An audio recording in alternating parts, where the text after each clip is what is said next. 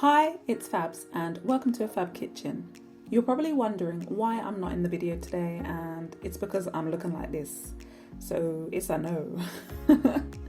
As you all know, Easter is coming up very soon, so it is time to make some homemade chocolate Easter eggs, solid mini eggs and truffles.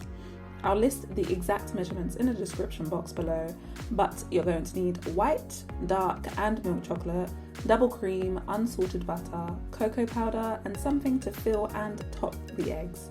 I used mini eggs, Kinder Bueno and chopped roasted hazelnuts. So let's start out with the truffles, as you'll need to put them in the fridge for the longest amount of time. You'll need 150 grams of any chocolate, chop it up nice and small and chuck it in a heat-proof bowl.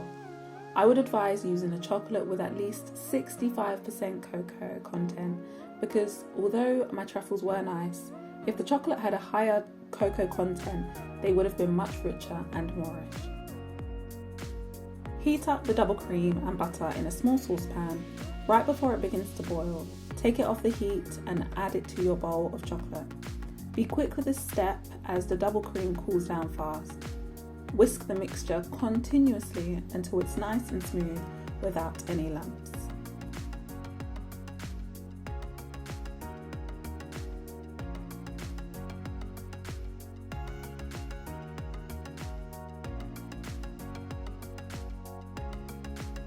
Make sure you've chopped your chocolate fine enough, because as you can see, I am having much difficulty melting this chocolate and it is lumps galore. There was no hope for this one, so I tried it again from scratch. It ended up taking around 10 minutes just to get the chocolate this fine.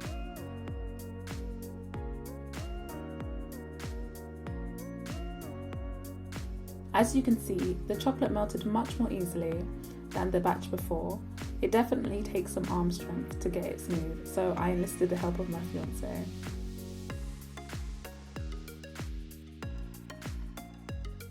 The truffle mixture ended up so much smoother than before.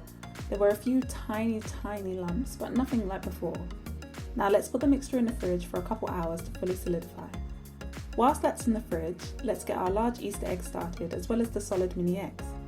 We're going to start out by melting the white chocolate first, as that will be the first chocolate you use to make the design on the outside.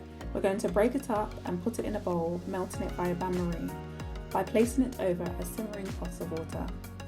Try to use a large enough bowl so it doesn't come into contact with the water. I would advise melting all the white chocolate that you need for this entire recipe at once, unlike I did. If at any point in this whole process the chocolate cools too much, just place it back over the simmering pan to melt it down again. For the next step, we're going to use a pastry brush, dip it in the white chocolate and brush one side of the Easter egg moulds in any kind of pattern that suits you. I just made a rough cross in the middle of the mould. Then put it in the fridge for about 10 minutes to solidify. You're going to repeat the process with the dark chocolate, and we're going to set the extra melted white and dark chocolate aside to use later. Next, we're going to melt down the milk chocolate, but set around 50 grams of it aside. By adding it to the melted mixture afterwards, it makes the chocolate extra shiny when it sets. I could honestly watch the stirring of chocolate all day.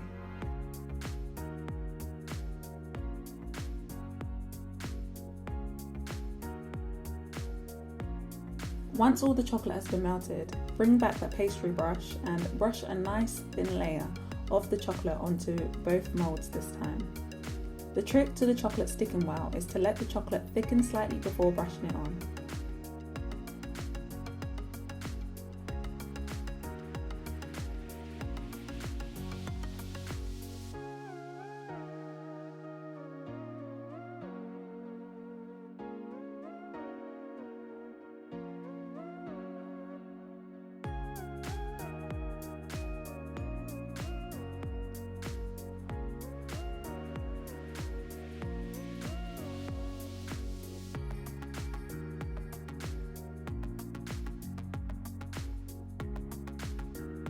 Try and fill in all the gaps. For me, I found that I really neglected the outer edges of the mould. And as you can see from the consistency, I didn't wait for the chocolate to cool and thicken enough, so it is a bit difficult for the chocolate to stay in one place. and it is melting the previous layers. When both moulds have been coated, chuck them in the fridge for about 20 minutes and repeat the process until you have 4 coatings.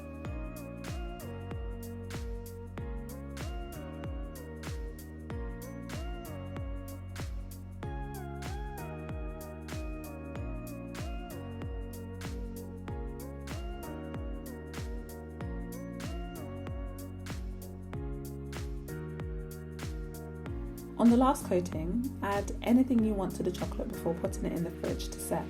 I added chopped roasted hazelnuts.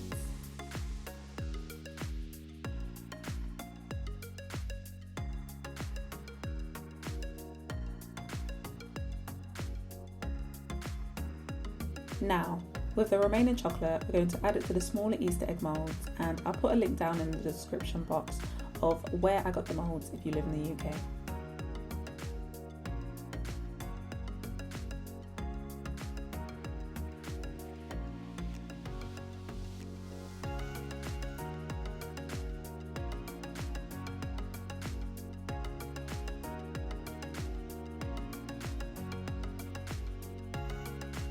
So you just want to fill it up to the top and shake it from side to side to make sure it's nice and level.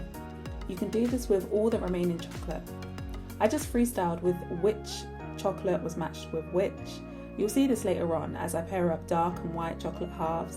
Some of them have milk chocolate coatings but are filled with dark chocolate. It's just a nice little surprise for the family.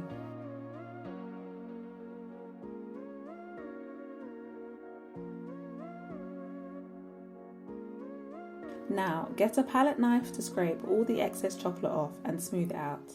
Put it in the fridge for about 30 minutes, and when they're done, pop them out of the moulds.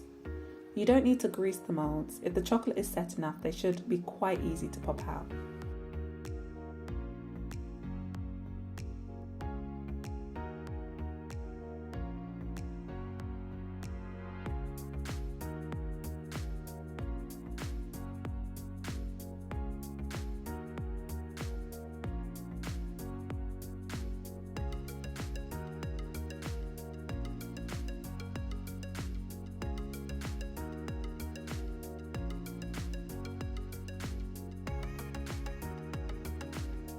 Next, you want to get a sheet pan and heat it in the oven at 180°C for about 5 minutes.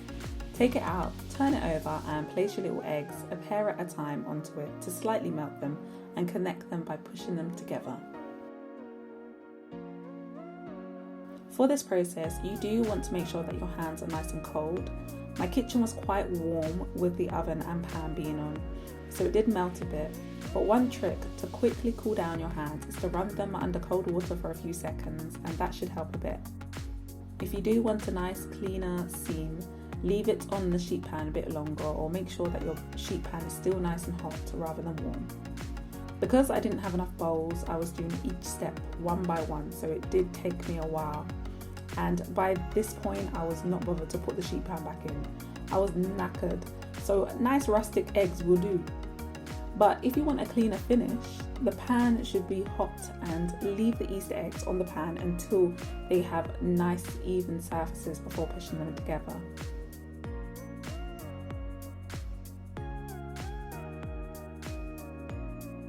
We're going to repeat these steps with the large Easter egg.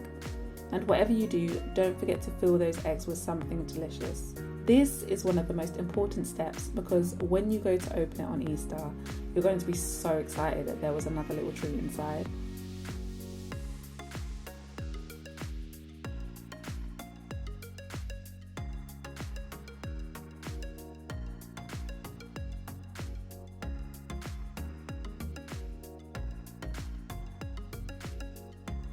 Don't feel obliged to put anything on the last layer. I'm someone who prefers a bit of simplicity, so I've just gone for a plain Easter egg. Whereas my partner wanted something a bit more interesting, so he's got some hazelnuts. Another great idea for the last layer is freeze-dried raspberries or some chopped pistachios.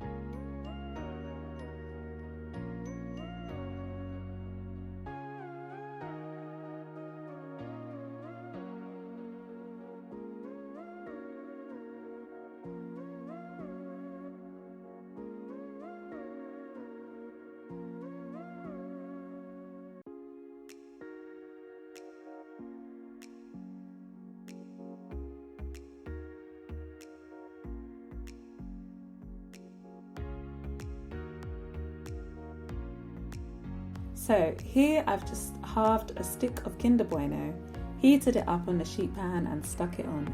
If you are adding Kinder Bueno or something else with a biscuit or wafer inside, add it on last minute. I would say the morning of or the day before, because they will go stale.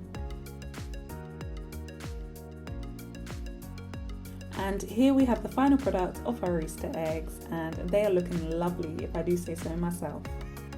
Now we're going to assemble the truffles, so get the mixture out the fridge and place the cocoa powder on a plate or in a bowl. You want to wear gloves for this stage as the truffles have a high fat content and melt quite easily. Roll a little bit at a time in your hands to form a ball, then roll it in the cocoa powder and you have a truffle.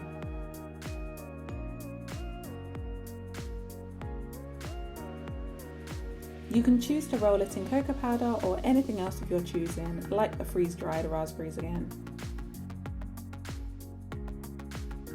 As you can see, my mixture was quite light in colour. I'll recommend again using chocolate with at least 65% cocoa content, which will help to make it a bit darker, richer and moreish.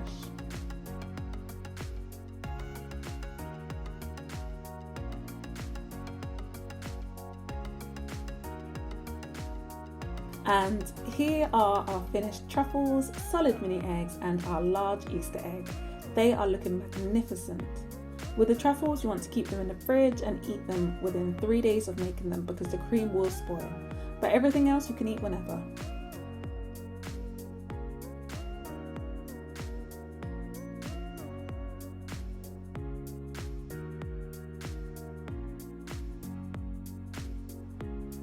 Here is the final look of everything with an Easter theme and decoration, and this is how they'll be presented on Easter Sunday.